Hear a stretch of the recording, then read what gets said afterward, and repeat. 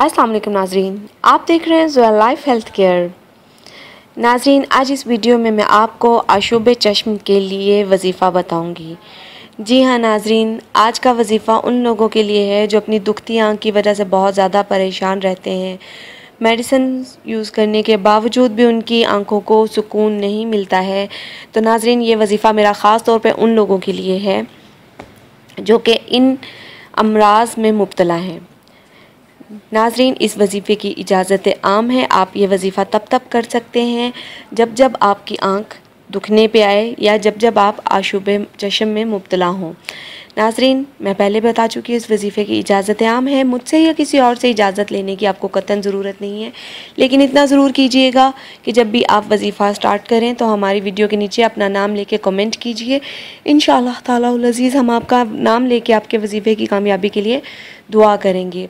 नाजरीन, वजीफ़ा आपने यकीन के साथ करना है कि जैसे ही आप वजीफ़ा करेंगे तो इंशाअल्लाह ताला अज़ीज़ अल्लाह पाक आपको आराम देगा, इंशाअल्लाह ताला अज़ीज़। नाजरीन, आपने करना क्या है कि जब ज़वाल का वक्त शुरू हो तो आपने 5 मरतबा अव्वल व आखिर दुरूद इब्राहिम पढ़ना है और दरमियान में आपने 41 मरतबा या रहमानु पढ़ना है।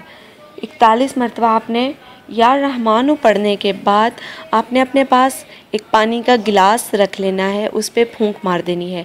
मैं फिर दोबारा बताई चलती हूँ। अव्वल व आखिर 5 मरतबा दुरूद इब्राहिम और दरमियान में 41 मरतबा या रहमानु पढ़ना है और उसके बाद आपने पानी पे फूंक मार देनी है और वक्फे से उस पानी से चाहे तो आप आँख धोते जाएं या चाहे वो पानी आप अपनी आँख पे लगाते जाएं। इंशाअल्लाह ताला अज़ीज़ 1-2 दिन के अमल करने से ही आपकी आँख को सुकून मिल जाएगा। नाजरीन, हमारी इस वीडियो के मतलब कोई भी सवाल है तो हमारी इस वीडियो के नीचे कमेंट कीजिए।